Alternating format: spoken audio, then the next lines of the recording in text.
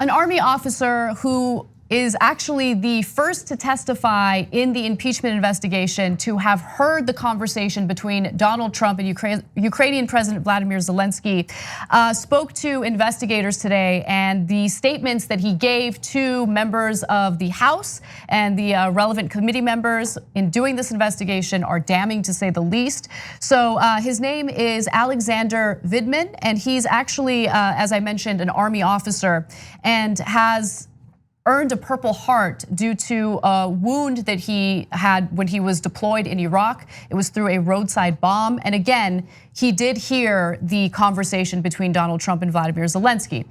According to the New York Times, Lieutenant Colonel Alexander Vindman of the Army, the top Ukraine expert on the National Security Council, twice registered internal objections about how Trump and his inner circle were treating Ukraine out of what he called a sense of duty. He plans to tell the inquiry. Now, again, he is the first White House official who heard that call, who will be testifying against Donald Trump. Here's part of what his statement said, and the New York Times did obtain his statement before he testified. I did not think it was proper to demand that a foreign government investigate a US citizen, and I was worried about the implications for the US government's support of Ukraine. I realized that if Ukraine pursued an investigation into the Bidens and Burisma, it would likely be interpreted as a partisan play, which would undoubtedly result in Ukraine losing the bipartisan support it has thus far maintained. I am a patriot, and it is my sacred duty and honor to advance and defend our country, irrespective of party politics. One thing that I want to note is that he, through his statement, made it abundantly clear that his statements have nothing to do with partisan politics, but everything to do with his duty to serve the country and do the right thing. In fact, based on the rules and proper protocol, he was supposed to report his concerns about the phone call between Trump and Zelensky. So there's two parts of the story that are actually a little vindicating to people that I don't love. But obviously we're gonna tell you what those are because that's the reality of what this is. But why this is so important is because this is a guy on the phone. He was on the infamous July 25th call, so there's no talk of hearsay. He heard it himself. It's not through someone else. The Republicans are obsessed with the whistleblower because they're like, who ratted us out to the cops, right? Who cares? The whistleblower made allegations about what people heard or were part of. Those people themselves have now come forward. We have direct evidence. He was on the call. Doesn't matter what the whistleblower said about other people on the call. We have a guy who was on the call. Direct evidence, okay? Right. Now the vindicating parts. Windman talks about how the transcript that is public is relatively accurate since he heard the call himself. So that means it is unlikely that the Trump administration is hiding a different part of the call where Trump did quote pro quo. So we were concerned on the show about whether they were doing that. Remember, they put the call on a secret server. They have not released the exact transcript. There's other calls on that secret server. But in this case, here is a lieutenant colonel, part of the national security team, who also registered concerns, not just about the call, but actually more importantly about other meetings, which I'm gonna get to in a second. But in the call, he doesn't talk about quid pro quo, at least in his initial statement, okay? We'll see later if any of his other testimony talked about it, but it seems like that was not in his statement. So that's important for you to know, and it's important in fact. So if the Trump people actually cared about any facts, they would cling on to that and they would talk about that. But they don't want to talk about the facts because the rest of them are damning. So they want to talk about process. So we'll get to that later. But the other person who's a little vindicated here is John Bolton. Yeah. And I hate to say that because I think Bolton's worse than Trump in terms of policy. But those are two separate things. No, I get it. And so this is not an issue of policy. This is an issue of whether you're honestly betraying, not only legality, but betraying the country for your own personal interest. So what the lieutenant colonel is mainly talking about is a meeting that the ambassadors had with Ukrainian officials. And that's where the quid pro quo was absolutely clear. And even John Bolton goes, no, wait, hold on. He cuts the meeting short And then he basically upbraids Ambassador Sondland, saying, you're not allowed to do that. You can't bring personal political issues into a serious national security matter that we're conducting with a foreign government. So a principled position by Bolton that I'm a little surprised by, and I'll give him credit for. Yeah, I mean, look, I do think that they're two separate things. I hate his policies, he's a war hawk, but in this case, he obviously saw that the actions of Donald Trump were wrong, problematic, criminal, and he didn't want to play a role in that. But one thing that I do want to quickly mention is we knew through the text message exchanges between Gordon Sondland, the EU ambassador, and Bill Taylor, who was the US ambassador, that there was a quid pro quo. And that those text message exchanges had everything to do with the president of Ukraine, Vladimir Zelensky, meeting Donald Trump at the White House. And the conditions were, hey, if you want to meet with Donald Trump, well, then you have to publicly announce that you are launching an investigation into the Bidens, right? So that is a clear quid pro quo. So let me give you more from Colonel Vindman's statement. He also says, quote, I did convey certain concerns internally to national security officials in accordance with my decades of experience and training, sense of duty, and obligation to operate within the chain of command.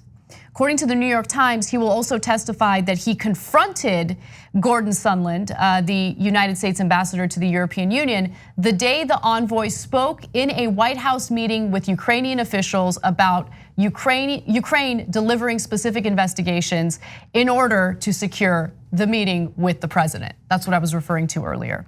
Right, so now some Democrats, including Joaquin Castro, are saying we need to consider whether Sondland committed perjury because he said that no one told him that he couldn't do that. Well, here is the Lieutenant Colonel clearly saying you can't do that, and Fiona Hill, his superior, and John Bolton all saying you're not allowed to do that. You can't tell a foreign country to do a personal political favor for the president. Right, so you're right, and they should look into that obviously, but he was careful in his wording. He used the typical, I do not recall. So I don't know if that's gonna protect him, but it sounded super suspicious when he used that wording. It always sounds suspicious when anyone uses that wording in answering the questions. But yeah, his statement did conflict with what Lieutenant Colonel Vindman is saying in his statement.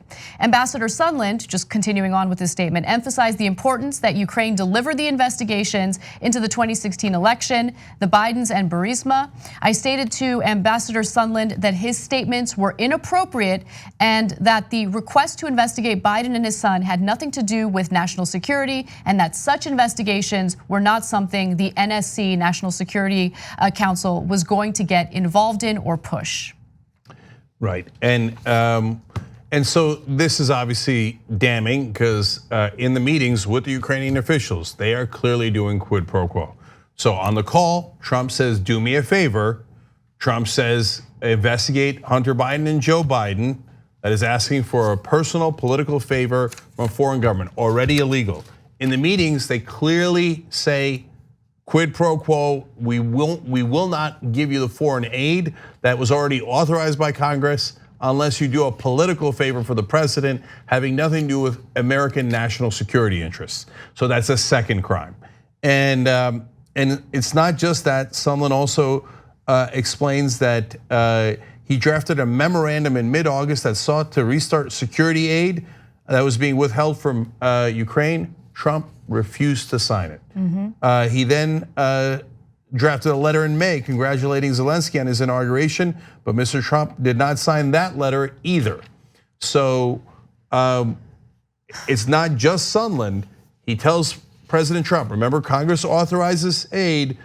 We all agree, this is Trump's administration, these are not Democrats. They're all Trump administration officials, all the way up to John Bolton, who is as big a war hawk and as big a right winger as you will find on the planet. All saying, you have to sign this letter saying that we're gonna give the aid to the Ukraine. And Trump himself goes, no. And then he says they must meet preconditions about investigating the Bidens. Good night, Irene. And I just want to note that his testimony is corroborated by testimony that has already been given by his superior, Fiona Hill. So this looks terrible for the Trump administration. It looks terrible for all of the Trump lackeys who have made excuses for Trump, all the Trump apologists, individuals who say that this is nothing more than a witch hunt, there was no quid pro quo. They're getting desperate, they're going after the lieutenant colonel and they're trying to smear him as someone who doesn't have loyalty to the United States. It's absolutely ridiculous. This is the way people act when they're guilty and the walls are closing in on them. So again, here, also corroborated, by the way, by Ambassador Bill Taylor, who's acting ambassador to Ukraine. So if this was a normal trial of an average American, it would be over before it started. It'd be the easiest trial.